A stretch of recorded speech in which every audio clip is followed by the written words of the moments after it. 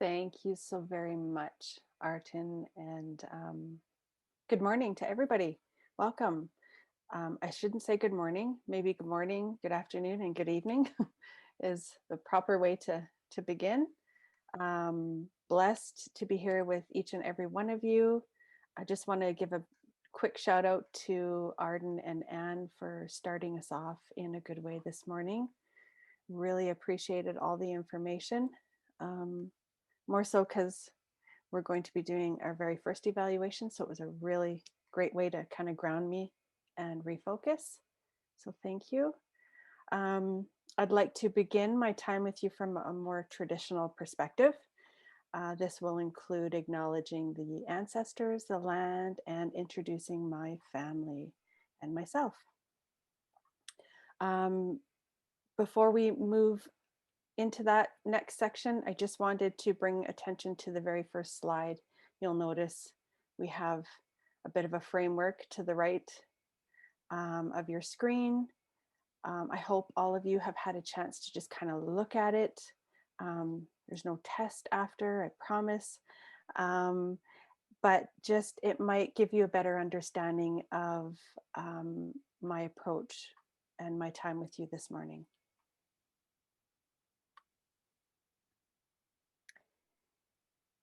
To help others experience the diversity that First Nations ways of knowing and being, I would like to begin by sharing with all of you a little bit about the land acknowledgement and what it represents for me.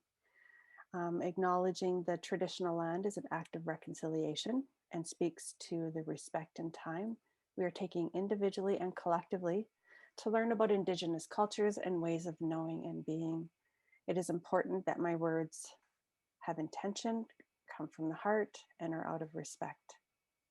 That said, I gratefully acknowledge the opportunity I have to live, work, and play on the unceded lands of the Coast Salish and the Nklakatmith and Syilx peoples, specifically the shared territories of the 5 founding First Nation communities of NVIT, all of which are in the surrounding areas of Nicola Valley.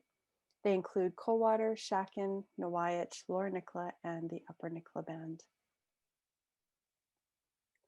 The photos on your right were taken from my husband's family's traditional land, just outside of Merritt. At the very bottom, on the right-hand side is, you can see, maybe you can't see Merritt, it's pretty small, but it is there. And this particular area that I'm standing on is called Zook Indian Reserve number 4. And that one is part of the Lower Nicola Band, which this section of land that I'm standing on is the traditional hunting grounds that my husband is now the caretaker of, and it will soon be our boys' responsibility. According to my father-in-law, Francis Shooter, who was one of the chiefs at the time of NVIT's conception, shares with me that this area covers far more than what's acknowledged, but like most traditional land holdings, that doesn't exist the same way. But he is patient with me as he talks me through the boundaries of this area, which are identified by traditional landmarks like rocks, slopes, banks, and some fenced areas. This area carries a long-standing history of traditional gatherings and visual impressions still left in the ground from the pit houses. My responsibility is to know exactly where these areas are and to ensure they remain untouched. These traditional gathering spots hold power, history, and ceremony, and if built on or disturbed, it's believed that it can make you sick because of the sacredness that these areas have. My displacement from my territories comes from my grandmother being forced to go to residential school, which disconnected about 4 generations of our family who do not get the chance to learn about our nation, our family, our cultures, traditions, or language. When my grandmother was no longer of age to attend residential schools, she married my grandfather, who was a non-Aboriginal man, which in the eyes of the law meant she was no longer an Aboriginal woman and had her Indian status taken from her. I'm hopeful that I will get the opportunity to learn about my nation and rediscover my identity. When looking at protocols in relation to working with Indigenous people, it is a way of interacting with Indigenous people that respects traditional ways of being. In addition to it, including many things, it is also a representation of a culture's deeply held ethical systems. It is important to know and understand that protocols differ vastly from one Indigenous culture to or community to another, and they can be highly complex and multi-layered. However, following protocols is a significant sign of respect and awareness, and coming to an understanding and practice protocols appropriately is a lifelong process, even for Indigenous peoples growing up with their culture. I just have to sneak back here because something is, nope.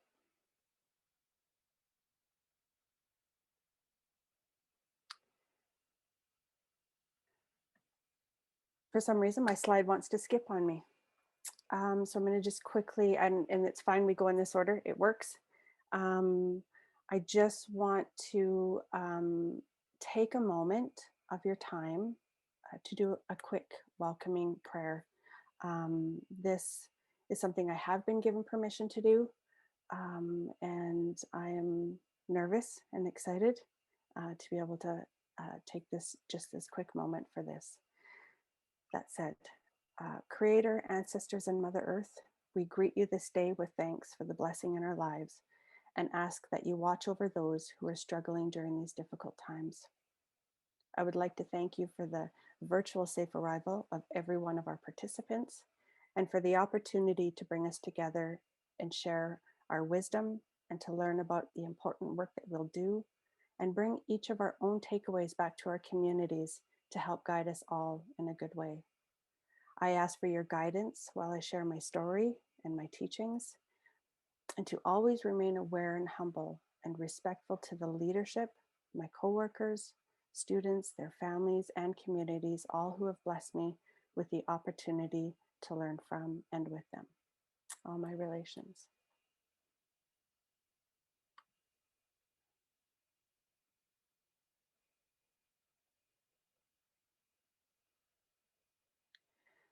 I was taught that it was important to introduce myself so that people knew who my family was and where I came from, which means my family's culture and geographical background. Sometimes it will even identify your role in the community. That said, I am the daughter to George and the late Noella Garcia from Merritt. I am the granddaughter to the late George and Mabel Garcia from Aspen Grove on my dad's side, and the late Lorette and Henry Burnett from Merritt on my mother's side.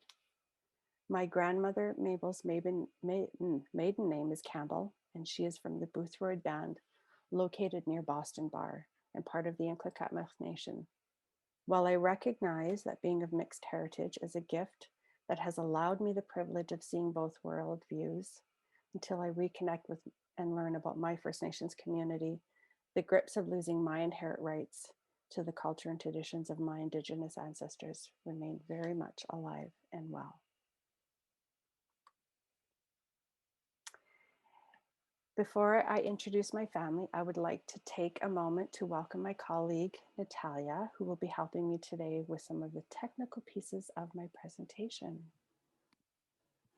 Natalia, hey everyone. Yeah, can you hear me? Yes.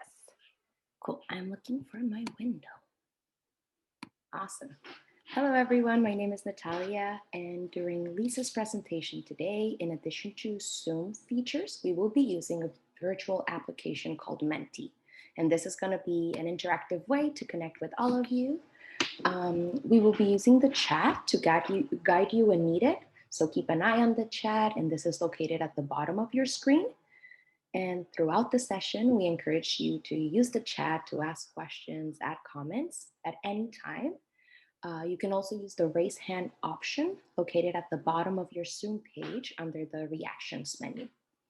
And like Lauren already shared, if you have any Zoom concerns, please reach out to Mandy, our technical support person for the session. I am going to add her information here on the chat one more time.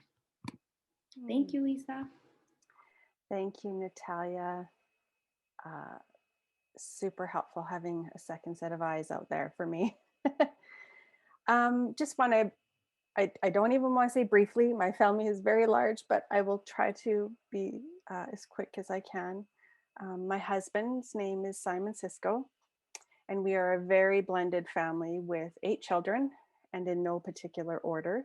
I'll begin with our son Travis, who just completed the Environmental Resources of Technology program at NBIT and is currently working as an initial attack crew leader with the BC Wildfire Service. Our oldest daughter, Alicia, she's a social worker.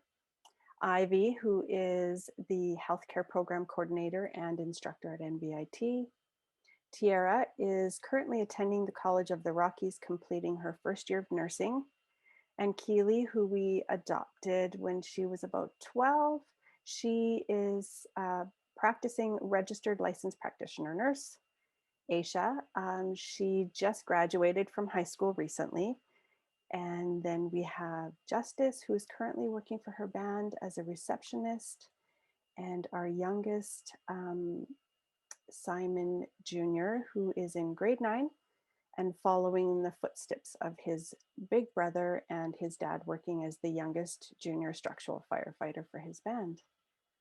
In addition to this, we have 4 beautiful grandchildren named Peyton, Daphne, Jalen, and Eiley.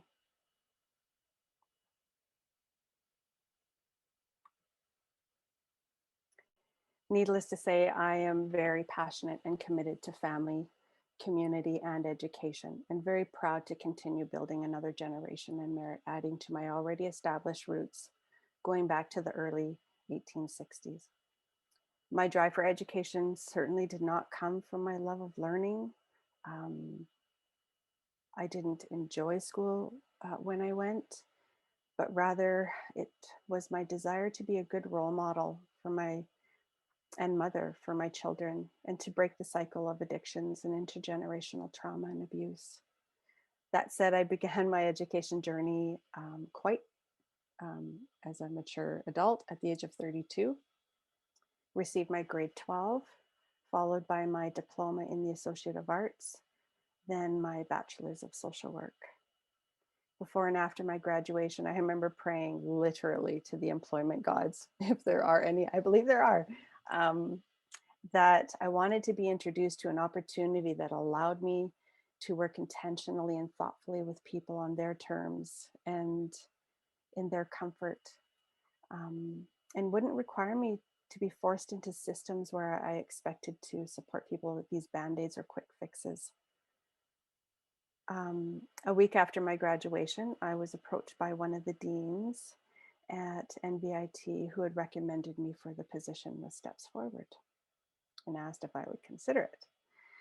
Years later, and I'm a facilitator, I found myself wanting more, to be actively involved as an agent of change within our education system. So in 2018, I applied for the Indigenous focused Masters of Social Work through the University of the Fraser Valley, and in collaboration with NBIT.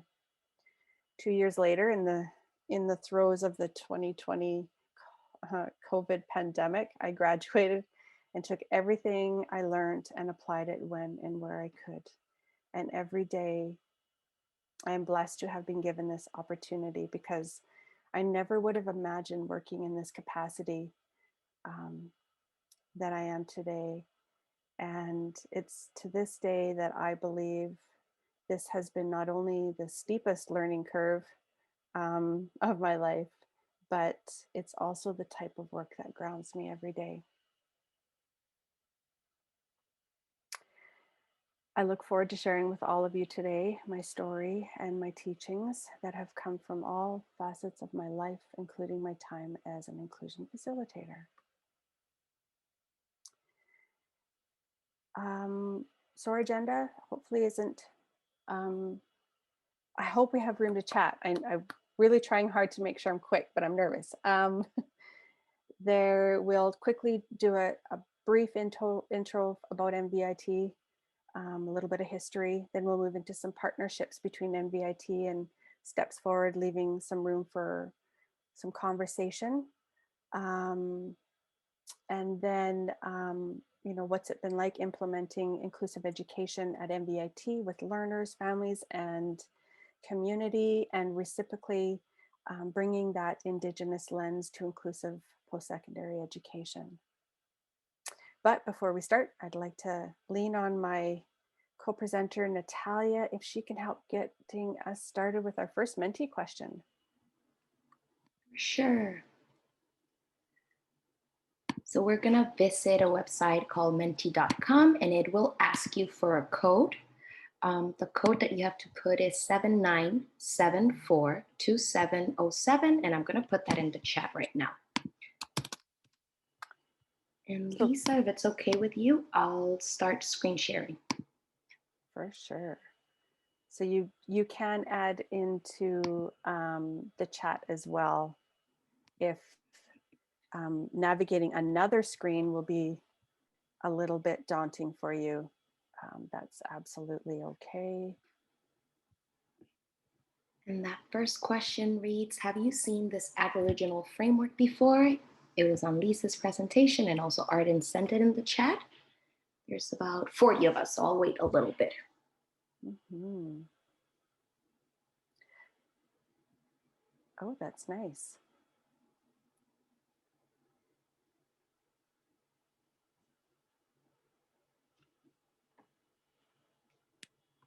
Go, Darcy. Thank you for the chat comments that you're not familiar with it. That really helps me in my explanation.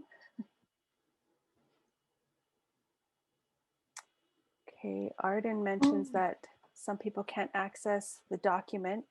We will have a look at it as a group as well, and it'll be up there. So hopefully that will work.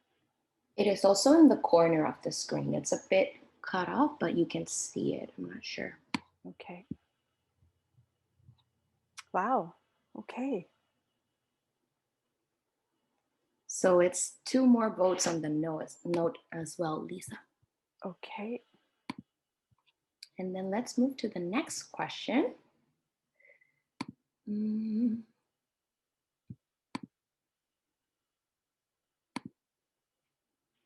So if leaders were vegetables, what kind of vegetables would they be? Chatting with Lisa, we don't want it to make it personal, so don't imagine Lisa as a vegetable, nor me, but all leaders. If you like, oh, here we go. We've already, it's funny because I thought of potatoes. Kale. Potato. Broccoli, that's the one I thought. That's the one I thought too, was broccoli.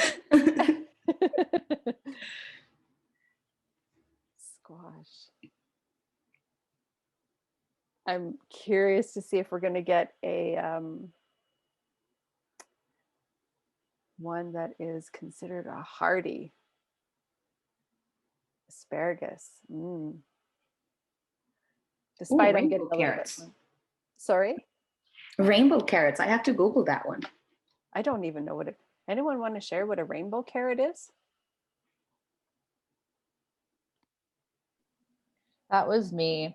At this little gourmet grocery store near my house, they have these carrots that were grown with food coloring and dye, and they're absolutely beautiful. And they're a rare commodity at the store, and they're, yeah, it's kind of an odd answer, but that's just what it reminds me of. No, I like that. I think that we all should have different shades to us. Now I'm so curious. I have to go have a look at that. Wonderful. I'm so thankful everybody was able to share a little bit. Natalia, thank you. For sure. I'm gonna stop sharing. Do I need to go into sharing mine again, or will it automatically? Yes, I think so. You have to go back. Okay. Just a little bit of lightning that we need.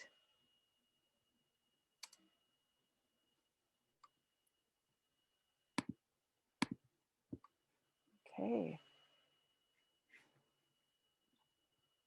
Sometimes I think, there we go. Okay. So NVIT was established in 1983, became a public institution in 1995. We have 2 locations, one campus on Merritt and another in Vancouver.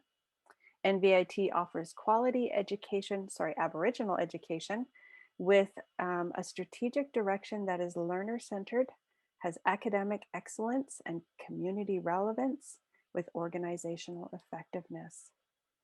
NVIT has student housing that can accommodate a couple of families, and the rest are set up as dorms. We have a daycare, and new to NVIT is our Center for Excellence, a gymnasium and workout space. And our most recent addition is our amphitheater, which we got to host our first graduation last year.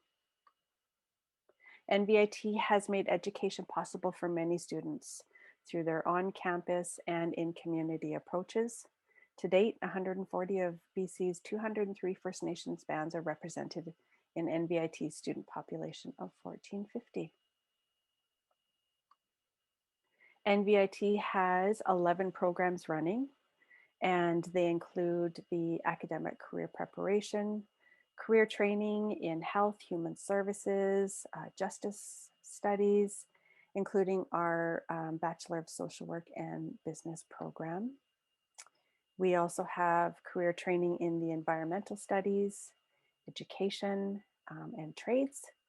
And then, of course, we have our university transfer program and our cooperative education program. Unique to NVIT is our language fluency programs aimed to revitalize our traditional language.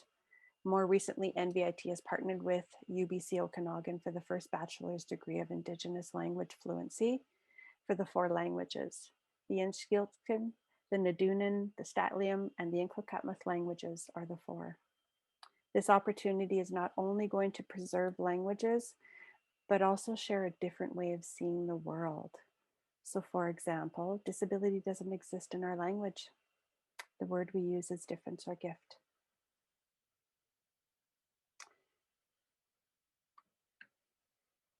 Guiding and infused in our delivery of services and programming are the elders.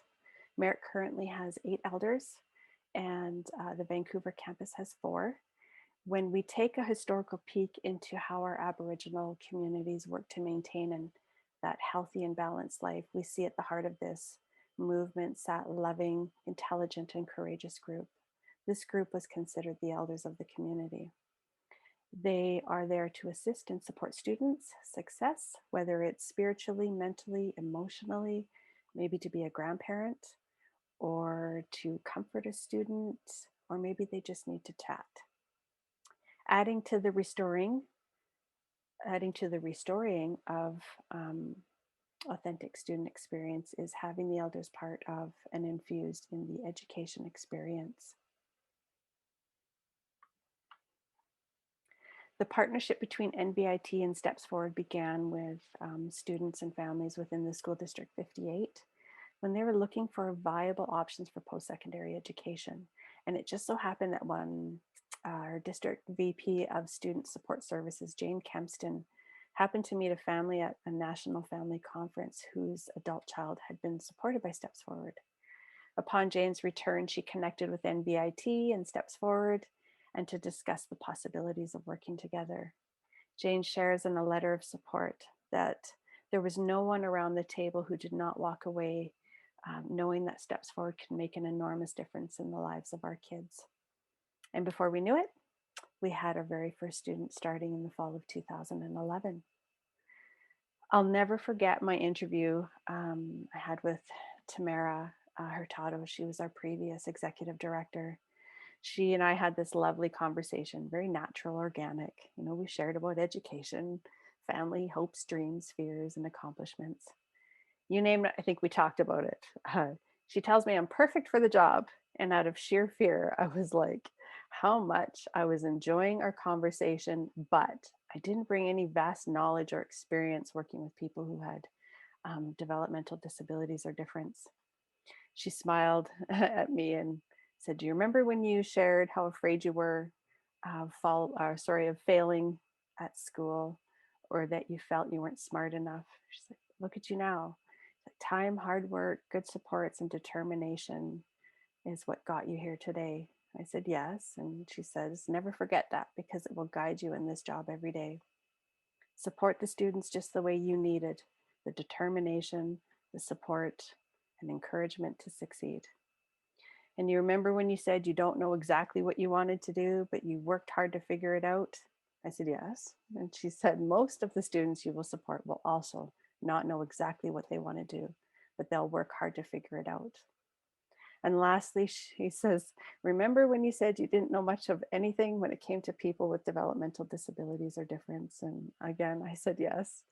And she replied that this was perfect because you will not be coming to the table thinking you know everything already, but rather you'll be intentionally focused on each student individually as you both work together to figure it out. And the rest will help support and guide you through it. She kind of real nonchalantly added the last bit, which I always kind of snicker on.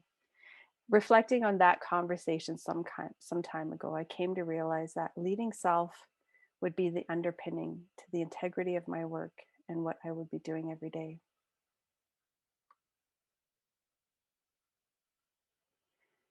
I was taught that the act of leading self in a good way is essential.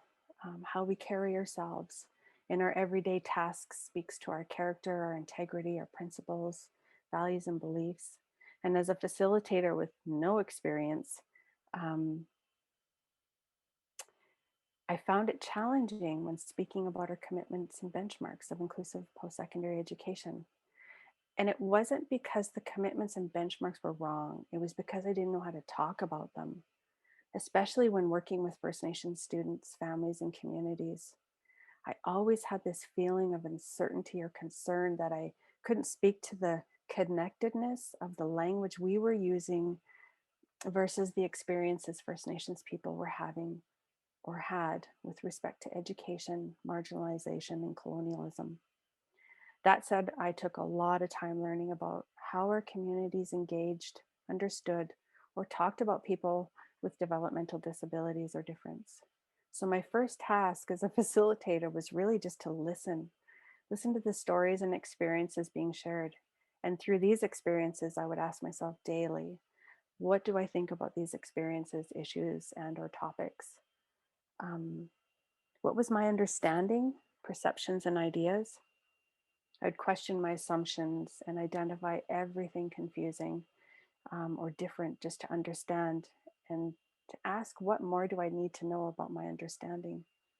During this process of back and forth, I began to develop and refine my ideas and beliefs through identifying, locating, interpreting relevant information and resources. From this process of reflective learning, I was able to ask myself, how can this experience to improve?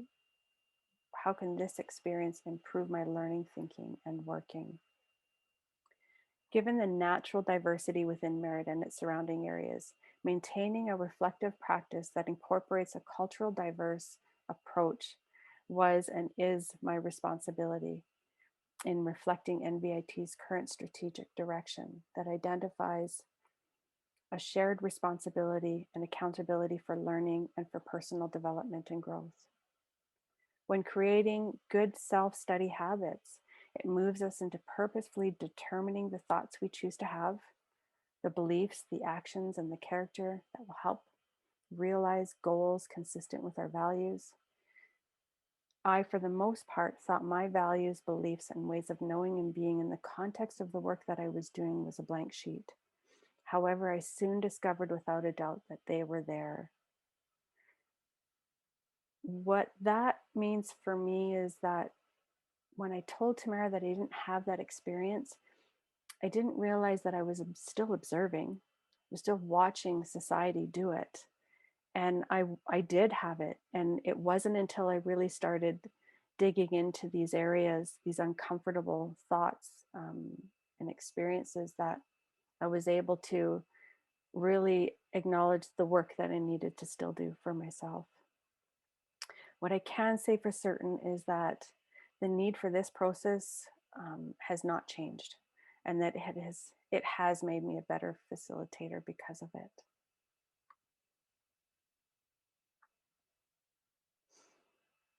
Do I need to touch base with you, Natalia, for anything before I continue for this section? Not yet. Okay. This particular section of my presentation is really ties into that leading self and then leading others, and understanding the interconnectedness of both, which was the reason for putting this framework up for you, was to be able to, we can talk about this and we can go through this a little bit more and really come at it from my perspective. And we'll jump into a breakout room just after and give you a chance to really speak to how and what did that look like for you, and what were your takeaways. My interpretation of the outer circle, which includes a sense of belonging, culture, language, elders, community, land, history, and identity in the context of leading self and others. I believe to achieve these, they required that interconnectedness of each, working fluidly back and forth as much as needed. How we achieve these requires the respect, relationships, relevance, responsibility, reciprocity, reconciliation, and resilience. I like this framework because it speaks to not only what is needed to work collaboratively with First Nations peoples, but you can also approach this from a personal perspective, an educational point of view, or through community planning. There are many identifying pieces to this approach, and I will speak to the ones that really related to my work, and talk about the ones that kind of resonated with me.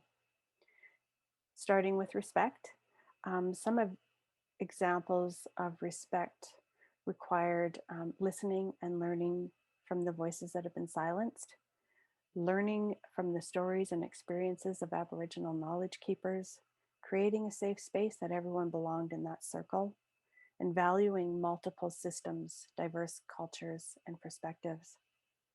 As a facilitator, I thought in order to do this well, I knew that the listening and the learning were really important. But when I asked myself, do I understand what it means to be silenced? And how will this impact the way that I communicate with this person or family? How might my words cause them harm? Or what does valuing different knowledge systems and diverse cultures and perspectives look like? What did valuing even mean for the student's family and community? Or how can I create a relationship that will foster the safety and the comfort needed to share openly? When we're looking at the relationship building, the 5 points that resonated with me were understanding protocols for acknowledgement of traditional territories, supporting First Nation students so they can be successful, understanding privilege to create equity, bring together students, elders, and community members, and then creating the space where students, elders, and community members can come together. To my advantage, and VIT does a lot of this, but my responsibility in this section was to demonstrate that I understood the significance of relationships and the responsibilities that the students that I might be supporting or future students, that their relationships were really important, and what they meant to them. So whether it was with elders, family, knowledge keepers, or even their culture and traditions, that's what separated that for me. When looking at relevance, there were many, but what stuck out for me is recognizing the legacy and continuing impacts of colonization. My white passing, my privileges like being educated, having a car, owning a home, they were all examples of this. But so is my role as a facilitator and my ability to openly discuss class content in a safe manner. Knowing that I was moving into trauma-informed spaces speaks to the continuing impact of colonization. This can be with a student, family, or community. Nonetheless, it is a space that has no room for judgment, and it required time to listen, have compassion, and to take it from a very strength-based approach. It is also important to keep track of the triggers to help prepare the student or family if possible, but also check in with myself to make sure that I was okay. And that when I felt I was being triggered, that I could lean on an elder or a member of my team, or trusted faculty. Responsibility was tough. I struggled knowing how to be responsible. I thought it had to be this big and grand gesture, but in reality, it was really about those everyday acts. And these 3 points that I'll speak to helped put that into perspective for me. So having an understanding that each of us have a role to play in supporting the calls to action for the truth and reconciliation. Working to break down barriers intended to keep people separated or marginalized, and applying the lens of First Nation ways of knowing and being in all areas when and where it was needed. Reciprocity, the understanding that both Indigenous and non-Indigenous people are learning and process together. Again, there are many, but I wanted to share some of the ones that spoke to me. So eliminating power differentials in decision making. Genuine cooperation can only take place when there is a meeting of equals. Teaching and learning must be an interactive sharing of knowledge and sharing success of reconciliation with community. An example of reciprocity as an inclusion facilitator would be me committing to and demonstrating the importance of learning about how to best support students, families, and community through their shared ways of knowing and being, or finding ways to advocate and support the restoring of what an authentic student experience means and looks like from an Indigenous ways of thinking, knowing, and being. And I use the word restoring because I think that they deserve that place to be able to come to what a decision and an experience that they can share and that speaks to them. Identified in the reconciliation area were recognizing Canada's attempt to the genocide of First Nations people by sharing about the truth of Canada's history. Sharing information about practices related to First Nations history, including residential schools and ongoing intergenerational impacts. Building our capacity for intercultural understanding, empathy, and mutual respect. And developing an action plan, strategies, and other concrete measures to achieve the goals of the United Nations Declaration on the Rights of Indigenous People. Resilience, the ability to acknowledge, understand, work collaboratively, and celebrate. Acknowledging that despite the 150 years of forced assimilation policies, First Nations, Inuit, and Métis continue to assert, defend, and develop their identities and cultures.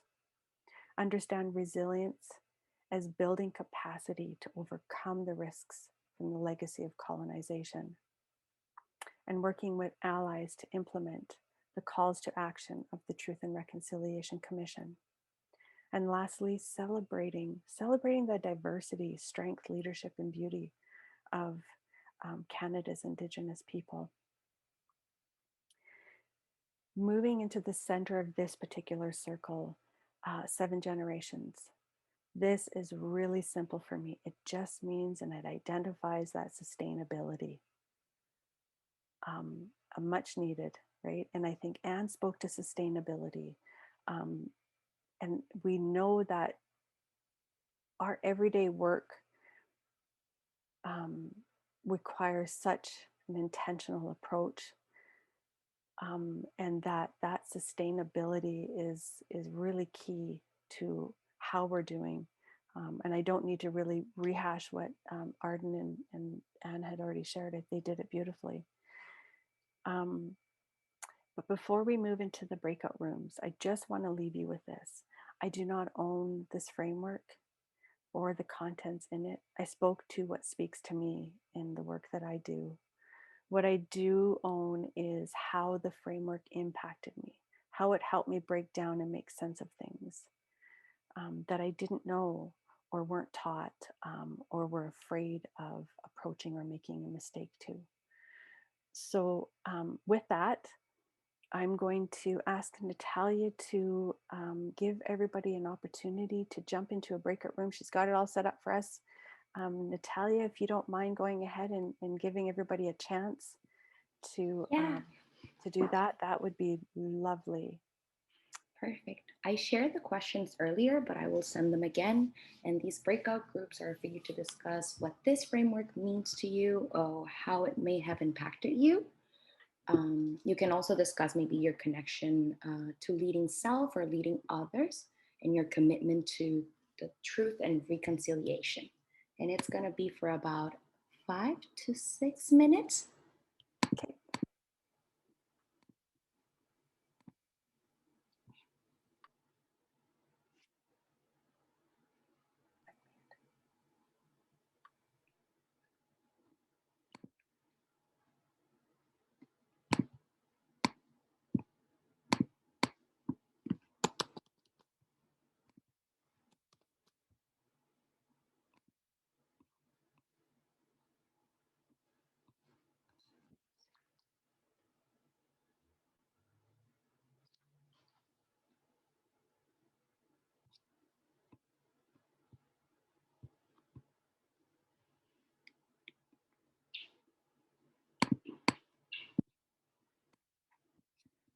I am trying right now, Arden. This is weird. You do not appear on my list. Oh, maybe it's because I'm the host. That's okay. Host. Yeah, I'm scared that if I unhost you, maybe it'll stop recording too. Let's see.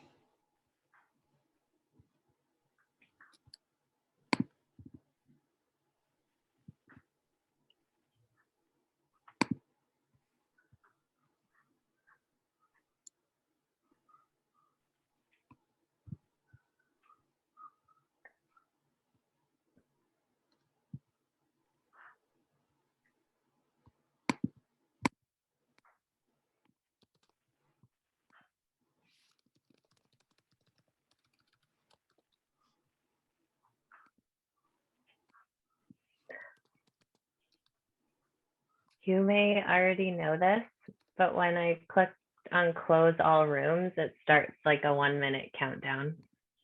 Yes, I'll do that in 4 minutes. Yeah.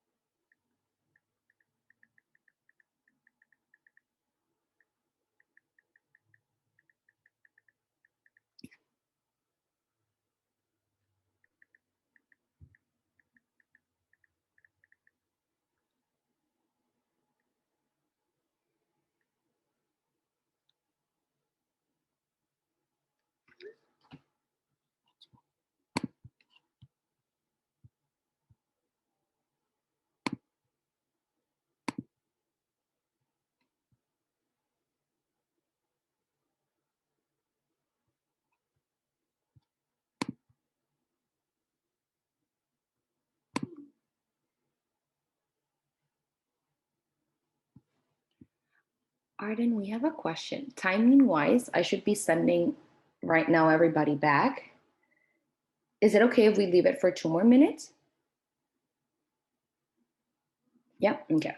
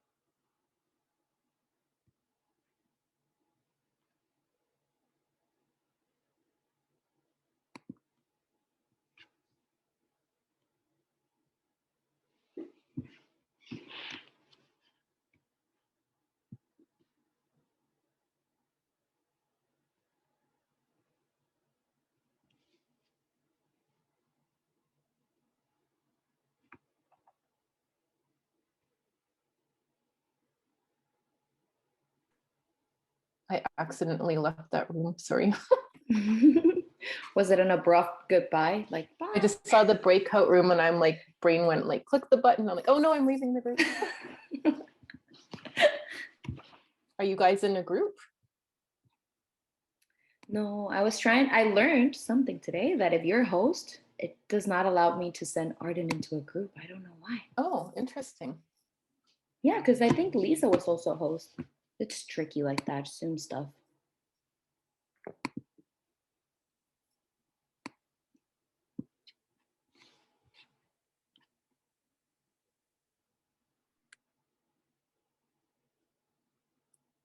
Hi everyone, welcome back. Anybody wants to discuss any of the ideas they came up in their group?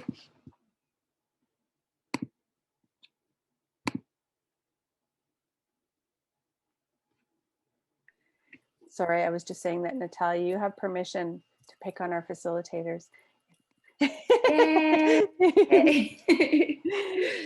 Or anyone for that matter who wants to share. Really, please. I hope it generated some good discussion.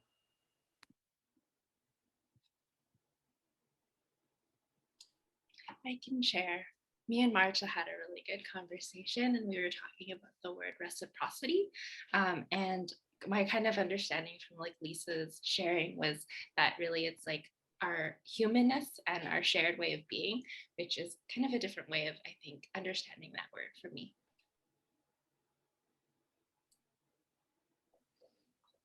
Within my breakout room, well, not my breakout room, but the breakout room I was part of, we were talking about a few different things, but definitely we're ending it on the responsibility for maintaining a reflective practice that just struck a chord with each and every one of us, and how incredible Lisa is and how we're all in awe of her right now.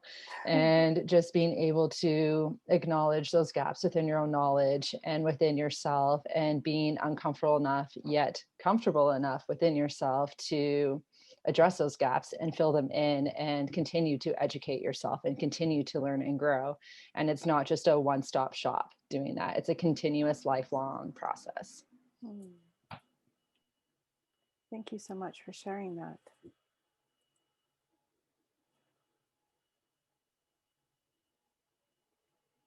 Arden. Well, I didn't get to go in a group because I started the meeting. So I can tell you what I thought of by myself.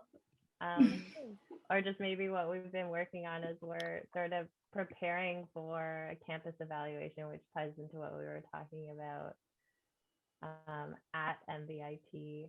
And it's really been so helpful to go back to the Truth and Reconciliation document, which really directs us to the UN Declaration on the Rights of Indigenous People, and go through some of the key points there to help inform how we work with MVIT around the peer evaluation. And I think it's information that we can use to understand how we work with all of our campuses better. And so that's sort of what I've been reflecting on, because I think it's really made us stop and slow down and go back to that point that Anne talked about being so important, was really to understand, how does the campus work? What is the typical experience for students of this campus, instead of sort of assuming that I know what that is because I went to the University of Calgary once. So excellent. That's what I was thinking. Thank you so much. I thought I'd just jump in for a sec. We had this lovely woman, Cecilia Simon from Spain, speaking about her work and the work with Roma people. So it just, again, opens my heart to thinking about all the many ways we have of thinking about what the world has done to people. So thanks for that, Cecilia. Thank you so much for this opportunity. Well, in our university, when I am the responsible of the inclusion in the university, and we are working with people with disabilities, with a long tradition with working with these people. And lastly, we build a unit with the name Equity, Co-Living and No Discrimination, with the idea to work with more words ranked of the diversity in the university. And one of the target that we are in this moment, the aims is to work with Roma people, because if we are working about equity, we need to have a balance between the characteristics of the people that are studying in university and the characteristics of the people that live around of the university in the community. And one of the more exclusive people that appear in our university is the Roman people. And for that, we are working with the idea to work in the community. We have a program to work with a group of people in order to promote and to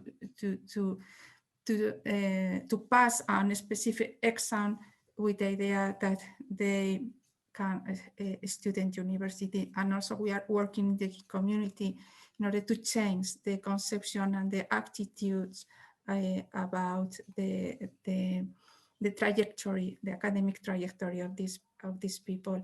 And this is one of our focus. And also with the people with sexual diversity is another important focus in our work now. And for that, I feel very comfortable with the framework that you saw before, Lisa. Mm-hmm.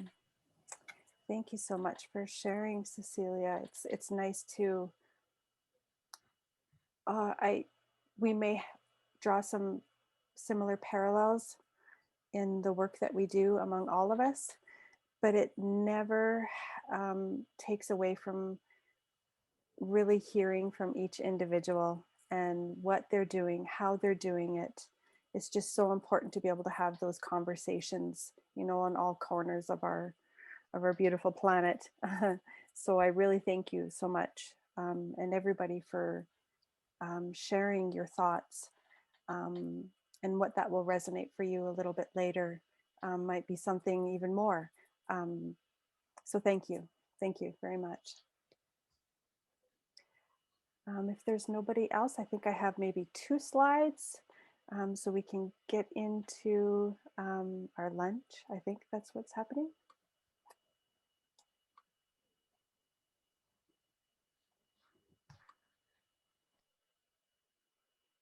Okay. Moving forward with our partnership, the reciprocal nature of our relationship. So this was kind of good that a couple of folks had kind of already brought up reciprocal relationships. So what our partnership looks like today is really quite amazing.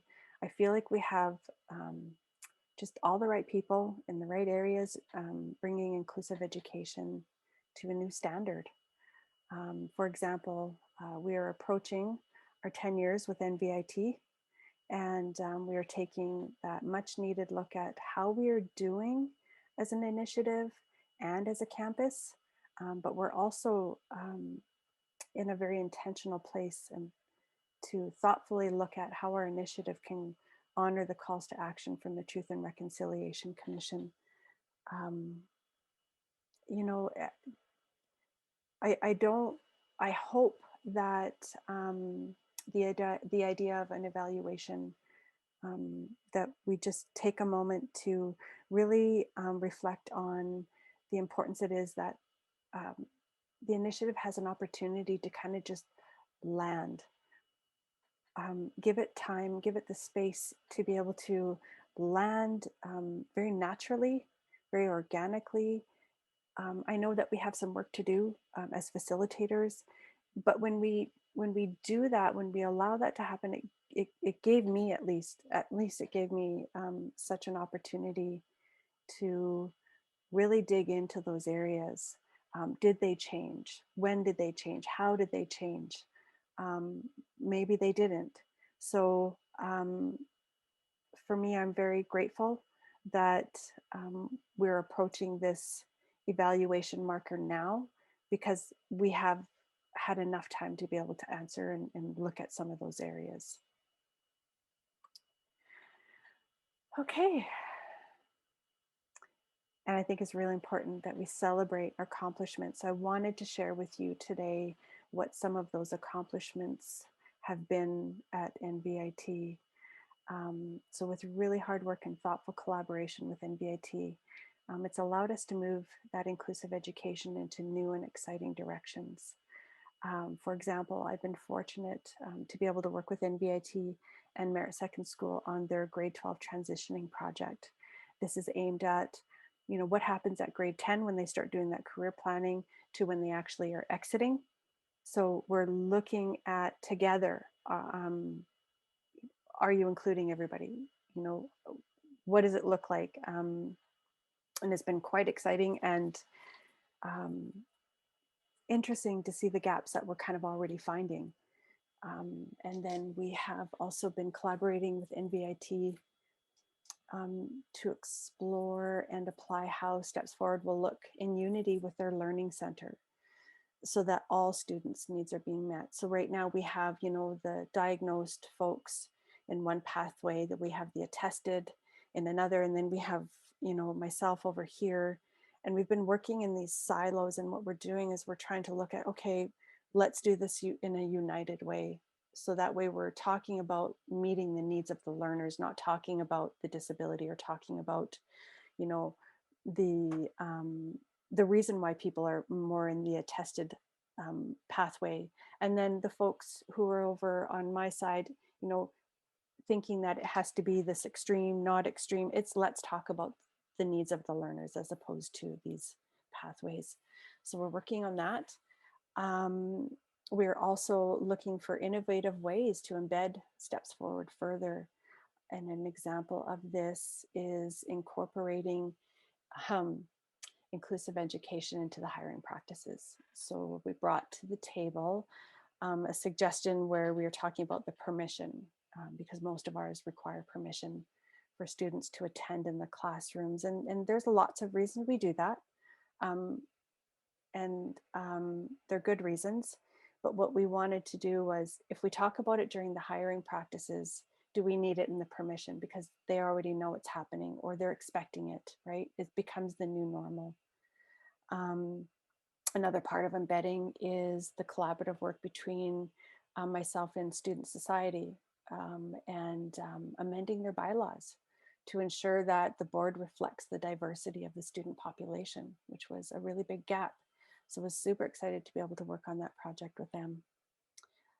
In addition to having Steps Forward on NVIT's website, we've moved it. We found that where it was before was buried and in student services, and it really took away from the nature of future students. It was, almost reinforcing that special program. So we moved it into the future student section of their website. And then we're just in the process of setting up their accessibility button through Post-Secondary BC, which is very new. And we're just kind of ironing out some of the language in that. And then we anticipate in the future, and through probably a lot more conversation with Arden and Lauren and folks and Marta, about getting our information in the Education Planner website. So these kind of all really tie into that transitioning piece. I'm also happy to be had the opportunity to be able to work with Marta through the Systems Change Project. What we discovered is, as she's kind of working her angle in, acquiring all the information from K to 12 and the pathways and what's being untouched and underutilized for students with developmental disabilities or differences. I was actually doing the work from the top going down, and we realized, like, hey, we can work together. And super amazing opportunity for, I think, the both of us to be able to come together and work together on this. I've also had the pleasure of working with the school district and Merritt Secondary School, having discussions about inclusive education and possible gaps that the students are facing. Outside of Merritt, we've been collaborating with some of our First Nations communities to identify pathways for students I support and future students to bring awareness about inclusive education and to help identify and break down some of the barriers so that all band members who want to further their education have access to funding and support. So through Indigenous Services Canada, we brought our initiative over there and says, hey, does it fit within your guidelines for post-secondary funding? And the lady I was working with is amazing. She's like, yeah, it all looks good. Now, your job is to work with all of the bands. And we've made some significant movement in bands acknowledging that they support our initiative and taking it one step further and being able to say, you know what, I can see us helping out in this area and this area. So it's really opened up a lot of doors. I'm super excited to be a part of that. New to my list is the Métis Nation, British Columbia. I literally got the email yesterday to say, I want to know, because I inquired saying, how does this work for funding? And do you know about our initiative? And he's like, get in touch with me, send me some stuff and let's talk about how we can meet those funding needs and the different supports that people who identify as Métis can also have.